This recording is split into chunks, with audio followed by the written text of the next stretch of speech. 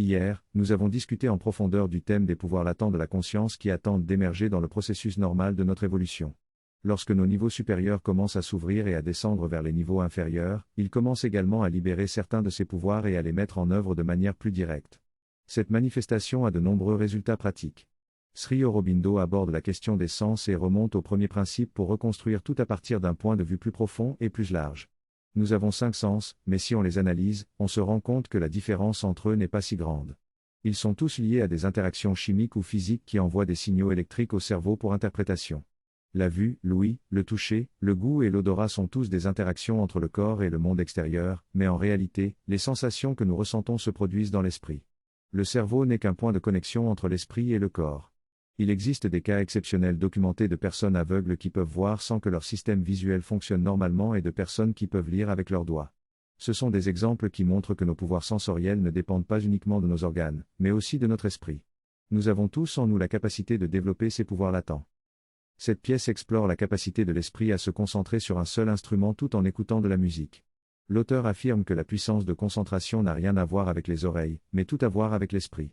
En écoutant en direct, il est plus facile de se concentrer sur un instrument en utilisant la vue pour se focaliser dessus, tandis qu'en écoutant un enregistrement, cela est un peu plus difficile.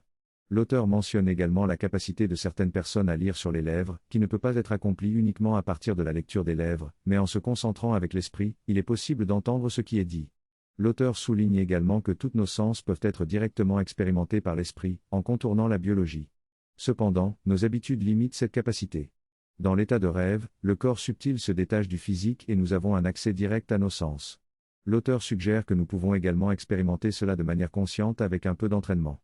Lorsque la conscience supérieure prend le relais de l'esprit inférieur et se connecte aux organes biologiques, elle les élève au-delà de leurs limitations et permet à l'esprit de percevoir à la fois indirectement à travers les organes biologiques et directement. Dans cet état de conscience éveillée, l'auteur décrit une perception accrue des sens, où nous pouvons voir non seulement la forme physique d'une fleur, mais aussi ses réalités subtiles et plus profondes. Les couleurs semblent être plus vivantes et le champ de perception des couleurs est plus large dans les mondes subtils du rêve.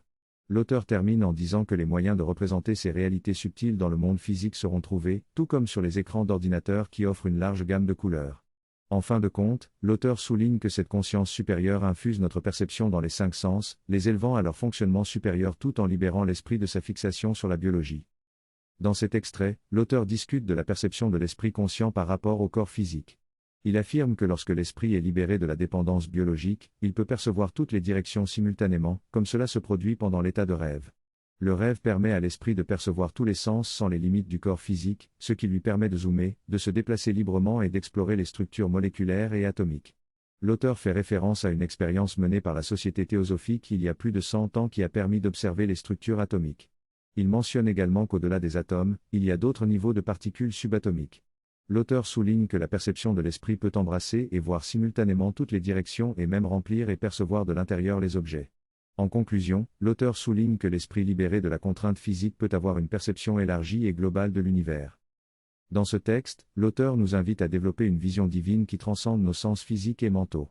Il explique que lorsque nous entrons en contact avec une fleur, nos sens s'unissent pour percevoir, non seulement sa forme et son odeur, mais aussi sa beauté, sa joie et son amour.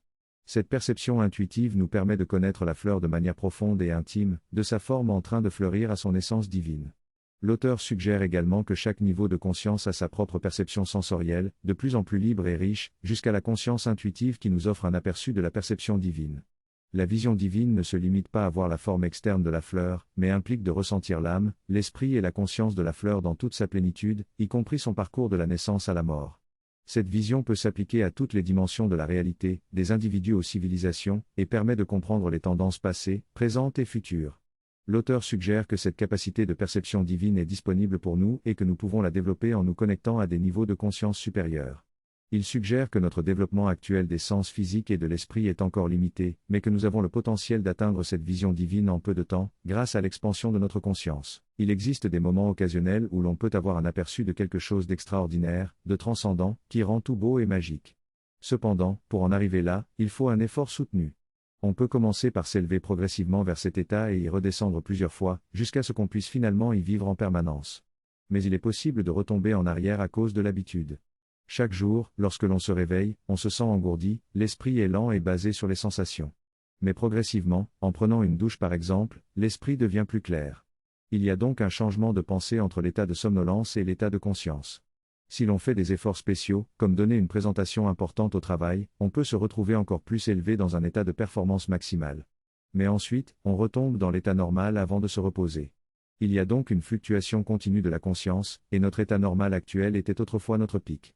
On peut augmenter à nouveau notre état normal en faisant des efforts quotidiens. L'ouverture à l'intuition peut élever la conscience et permettre de réaliser en peu de temps ce qui prendrait des années autrement. Ce processus d'élévation et de descente peut finalement conduire à un état d'épanouissement et de transformation. Cette technologie de la conscience est précise et peut être développée consciemment. Les résultats se manifestent dans notre vie quotidienne, où tout devient plus précieux et où des capacités spéciales peuvent être activées, comme la capacité d'observer n'importe où dans l'univers avec l'esprit. Les pouvoirs que l'on peut développer grâce à cette technologie sont accessibles à tous.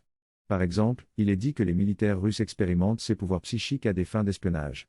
La CIA a conclu que ces pouvoirs étaient réels et qu'ils étaient en retard par rapport à la Russie dans ce domaine. Dans les années 70, un programme secret a été mis en place, dirigé par l'un des médiums les plus célèbres d'Amérique, Ingo Swann.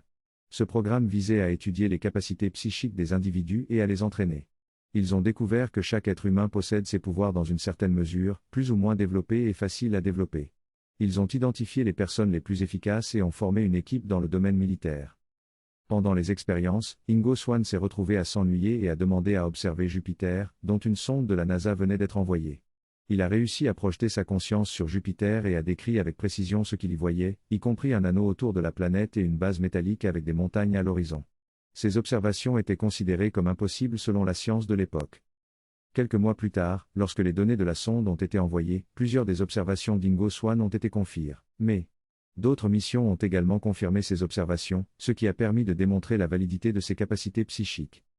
Le programme secret incluait également des missions d'espionnage, où les viewers étaient chargés d'observer des installations militaires ou des personnes spécifiques.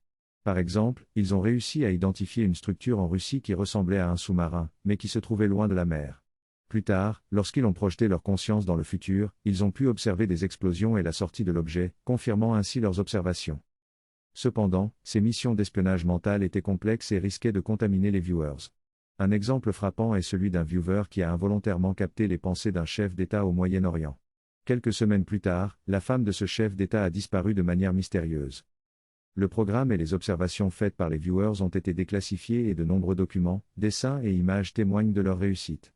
Cela démontre le pouvoir incroyable de la vision à distance et de la compréhension des pensées de l'ennemi. Cependant, cela soulève également des questions éthiques sur l'impact de cette capacité sur la santé mentale des viewers. Dans ce texte, l'auteur parle de la perception mentale et vitale et décrit un processus de désintoxication pour se détacher de ces identifications. L'auteur mentionne également le problème des guérisseurs qui peuvent absorber les énergies négatives de leurs patients. Il donne l'exemple d'un officier militaire qui demande à un voyant à distance de décrire une base secrète et qui interrompt la séance lorsqu'il réalise que le voyant pourrait en dire trop. L'auteur explique que l'esprit humain a une liberté infinie et peut explorer tous les domaines de l'univers. Il mentionne Sri Aurobindo qui parle des rangs de beauté, de paix, de calme, de joie, de lumière et de félicité qui attendent l'humanité dans des domaines encore inexplorés. L'auteur fait également référence à un niveau de conscience supérieur appelé supermental qui dépasse le temps et l'espace et qui est bien au-delà du champ quantique.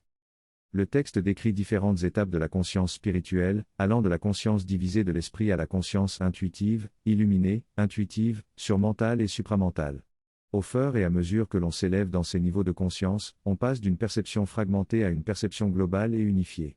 Dans la conscience supramentale, tout est vu comme faisant partie d'une seule et même réalité indivisible. C'est là que se trouve l'expérience de l'unité totale. Ces niveaux de conscience permettent de percevoir non seulement le présent, mais aussi le passé et le futur, ainsi que la totalité de l'univers et de toutes ses facettes. Dans cette discussion, le terme continuum est mentionné plusieurs fois pour décrire la nature du temps et de l'espace. Il est dit que la conscience supramentale peut percevoir un objet à la fois au-delà de l'espace et du temps, mais aussi à l'intérieur de ceux-ci, tout en étant conscient de sa propre individualité et du contexte global. Il est suggéré qu'à différents niveaux de conscience, il est possible de sortir de l'expérience de l'espace et du temps, mais que cette sortie n'est pas une étape de l'évolution, mais plutôt la sortie de l'évolution à ce niveau. On dit que si cette sortie est réalisée à travers l'esprit, on peut considérer le monde comme une illusion, car l'esprit ne peut pas unifier l'état de transcendance sans espace et temps avec l'expérience de l'espace et du temps. L'expérience de transcendance se produit à différents niveaux de conscience, comme le mental et l'intuitif. L'objectif ultime est de parvenir à une conscience supramentale où tout est perçu comme un continuum indivisible, et où l'on peut expérimenter l'harmonie parfaite, l'action parfaite, la connaissance et la force. La différence entre le corps subtil et le corps astral est mentionnée, et il est dit que le terme corps subtil est utilisé pour décrire le corps mental, alors que le terme corps astral a été introduit par la littérature théosophique. Le corps subtil est décrit comme le corps de la conscience mentale et vitale, qui comprend à la fois le corps physique et mental, tandis que le corps astral est associé à certaines distinctions spécifiques.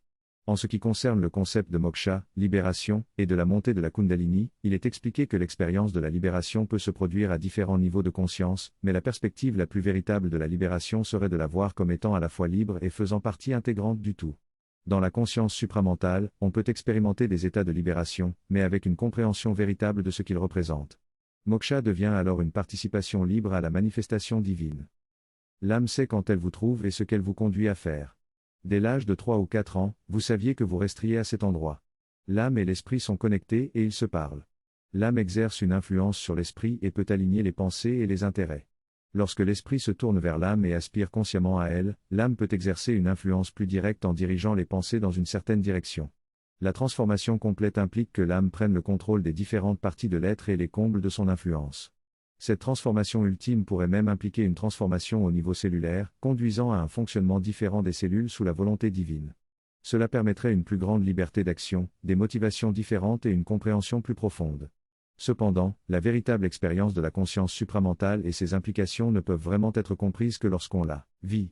Il est difficile de contrôler les rêves, surtout les cauchemars, mais l'influence de l'âme peut affecter les rêves et nous permettre de mieux les gérer. Pour contrôler les rêves et se débarrasser des cauchemars, il est important d'être conscient dans son état de veille. Si on ne parvient pas à contrôler ses pensées et émotions dans cet état, le rêve ne sera qu'une continuation de cet état semi-somnambule. La première étape pour devenir conscient dans les rêves est donc d'être conscient dans l'état de veille. On peut s'entraîner à cela en se posant régulièrement la question: suis-je en train de rêver ou suis-je éveillé? Au bout de 3 jours, cette question se posera naturellement en plein rêve et on deviendra conscient. Il est également possible de mettre une intention avant de dormir pour devenir conscient dans le rêve ou se débarrasser des cauchemars. Il est conseillé de se détacher de sa routine quotidienne et de ses problèmes avant de dormir en lisant quelque chose de spirituel ou en méditant sur le divin. En devenant conscient dans le rêve, on peut alors influencer et changer sa réalité de manière libre et belle.